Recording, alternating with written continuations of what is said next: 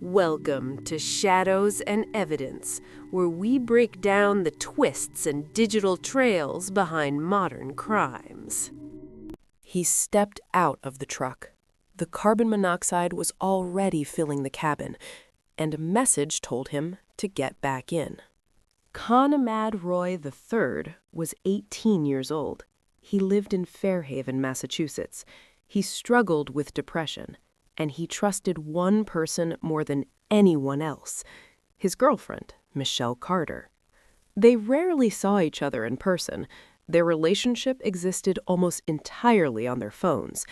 Tens of thousands of messages, late nights, confessions, plans, and eventually a countdown. On July 13, 2014, Conrad drove to a parking lot in Fairhaven.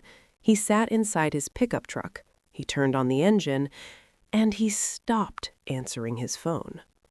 Police later recovered more than 20,000 text messages between Conrad and Michelle. Time-stamped, backed up, preserved.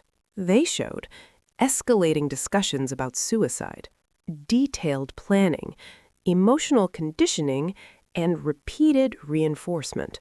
Not a single moment, a pattern. Weeks of digital influence. Conrad's phone connected to local towers. Michelle's phone, miles away, remained in constant contact. Their relationship was remote, but the data showed it was never distant. At first, the case seemed tragically simple. A young man, alone. A history of mental illness. A suicide note. No one physically present. The assumption, this was his decision alone. The messages were viewed as emotional background, context, not cause, until investigators noticed something in the timestamps, something that broke the timeline. One exchange stood out. As carbon monoxide filled the truck, Conrad panicked. He exited the vehicle. His phone registered movement. The engine was still running. The fatal process had begun, but it was not complete. At that moment, a text arrived from Michelle. Get back in.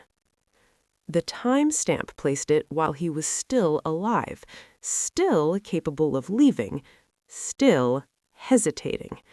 The message didn't comfort him. It directed him. Forensic linguists analyzed the entire conversation history.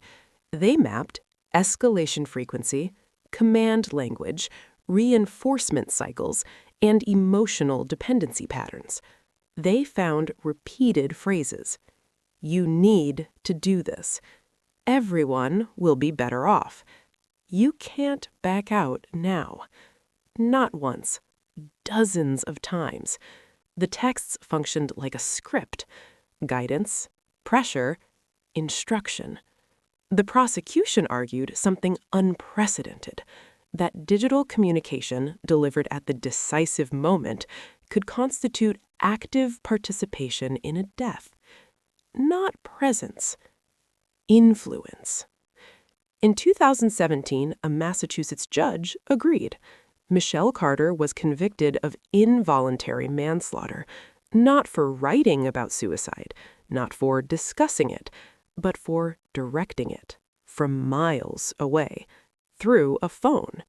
The court ruled physical distance does not negate causation when digital control replaces physical presence. The weapon wasn't the truck. The poison wasn't the gas. The final push was a sentence. This case changed how courts interpret digital behavior. Messages are no longer passive. They can be instruction, coercion, participation.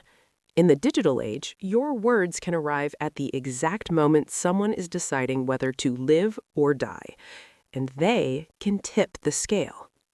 If you believe online conversations carry no physical weight, this case proves the opposite. Subscribe to Shadows and Evidence, because sometimes the most dangerous weapon is the one no one can see. And there's one detail most people still miss.